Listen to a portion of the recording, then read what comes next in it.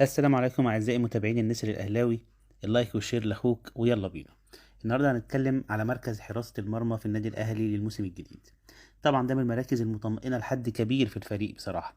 الأهلي عنده 3 حراس كبار جدا، يعني فيهم 2 حراس هم الأفضل في مصر وأفريقيا بلا منازع. يعني حتى سيحة واعد جدا ويمتلك مقومات هايلة سواء جسمانيا أو فنيا.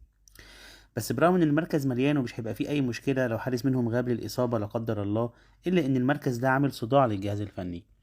الصداع هنا بيجي من ان الشناوي وشوبير هما الاتنين لازم يلعبوا. يعني وليه بقول لازم؟ اولا الشناوي حارس عملاق بخبرات واسعة جدا، طبعا رغم بعض التحفظات عليه في السنة الأخيرة، إلا إنك ما تقدرش تقول الشناوي ملعبش يعني. ودايما بتلاقيه في الأوقات الصعبة مالي مركزه. كمان شوبير تحول من مرحلة إنه حارس واعد إلى حارس خبرة يعني. وشفنا شوبير قاد الفريق لدوري أبطال أفريقيا، وكان أهم عنصر في الفريق وقتها وتحمل كل الضغوطات وأصبح بصراحة حارس جاهز لحراسة الأهلي والمنتخب كمان. معلوماتي ان الجهاز الفني مايل لشوبير لصغر سنه، وكمان الجهاز الفني ضد فكرة المداولة، يعني ده يلعب ماتش وده يلعب ماتش والكلام دوت هو ضده. السؤال بقى، هل لو شوبير لعب اساسي الشناوي هيعمل مشاكل؟ طب لو الشناوي لعب اساسي هل هيرجع لمستواه المعهود؟ الحقيقة اختيار صعب.